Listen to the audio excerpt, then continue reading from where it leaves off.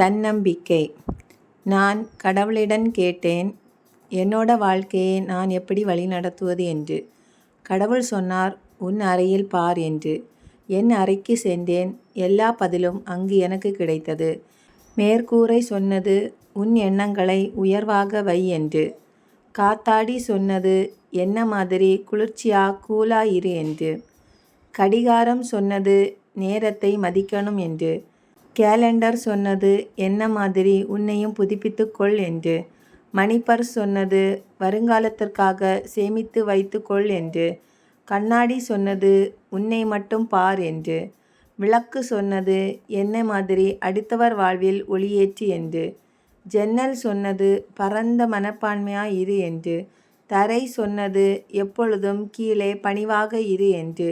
படிக்கட்டு சொன்னது, வாழ்க்கையில் ஒவ்வொரு படியிலும் ஏறும்போது கவனமாக அடியெடுத்து வை என்று. இதுபோல வாழ்க்கையில் நாம் கடைபிடித்து வந்தால் மிக உயர்ந்த நிலைக்கு வரலாம்.